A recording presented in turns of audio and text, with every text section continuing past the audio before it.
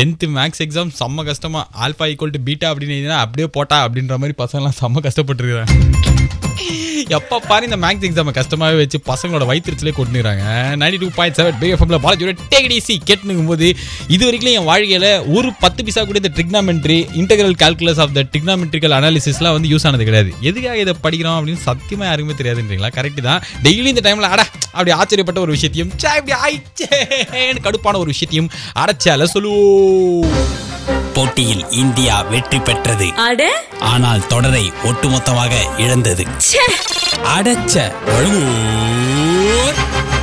அந்த வகையில் செம்ம ஆச்சரியப்பட்ட விஷயம் எங்கே நடந்துட்டு இதுன்னு பார்த்தாங்க நாகர்கோயிலில் ஐபிஎல் மேட்ச் நடக்குதுன்றீங்களா? அது கிடையாது. என்னன்னா ஒரு அக்கா என்ன பண்ணிருக்காங்க, சொந்தக்காரங்க கிட்ட எடுத்துன்னு போய் கொடுக்கலாம் அப்படின்னு சொல்லிட்டு நகையெல்லாம் வந்து வீட்டிலேருந்து பீரோலேருந்து எடுத்து வச்சிருக்காங்க. தெரியுமா உனக்கு? இது தெரியாதா? இப்போ கேளுங்க. அப்போ நகையெல்லாம் எடுத்து வச்சுட்டு ஒரு பொட்டலமாக கட்டி அந்த நகையெல்லாம் எடுத்துன்னு போயிட்டு சரி கொடுக்கலாம் அப்படின்னு கிளம்பும்போது ஐயோ மாடியில் துணி காய போட்டிருக்கேனே அப்படின்னு சொல்லிட்டு அவங்க ஞாபகம் வந்துருது.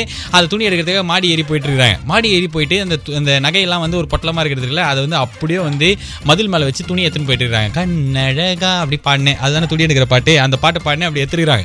எடுத்தோன்னா பார்த்தா அங்கேருந்து எங்கேயோ கருப்பு கலர்ல ஒரு காக்கா பறந்துட்டு அப்படின்னு சொல்லிட்டு போயிட்டு அப்படியே கபால்னு அந்த பொட்டலத்தை எடுத்துன்னு பறந்து போயிடுச்சான். இந்த அக்கா பார்த்தோன்னா அப்படியே நெஞ்சிலையும் வாயில வச்சுக்க ஆரம்பிச்சிட்டாங்க. திருடன் மக்கள்லாம் ரோட்ல ஓடி இருக்காங்க. எங்கன்னு அங்க மேல போதே காக்கான் இருக்காங்க, நீ என்ன பேக்கான் இருக்காங்க அந்த அக்காவை பத்தி எல்லாரும். அதுக்கப்புறம் தான் தெரிஞ்சிட்டு இருக்குது காக்கா வந்து சாப்பாடு நினைச்சு பொட்டலத்தை எடுத்துன்னு போயிட்டு இருக்குதுன்னு சொல்லிட்டு காக்காவை துரத்தி காக்கா ஸ்டாப் பண்ணி இல்லைன்னா நான் 108 கூட்டுருவேன் அப்படின்னு காக்கா நிக்கவே இல்லையா. ஒரு 300-400 மீட்டர் ஓடினதுக்கு அப்புறம் காக்கா டயர்ட் ஆயிட்டு இருக்குது. உள்ள என்னதான் இருக்குன்னு மூக்க வச்சு அப்படி பார்த்துட்டு இருக்குது. பார்த்தா அதுல நகையா தங்கெல்லாம் உங்களுக்கு தான் இன்ட்ரெஸ்டே கிடையாது சொல்லிட்டு கபால்னு அது காரி துப்பிட்டு அந்த அக்கா வந்து எடுத்துருக்காங்க. எத்தனை காக்கா வந்து சோகமா போயிட்டு இருக்குது. ஐயோ சாப்பாடு நினைச்சு இந்த சனினை போய் எத்தனை வந்துட்டோமே அப்படின்ட்டு.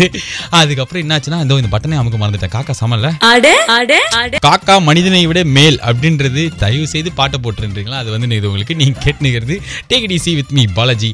தொடர்ந்து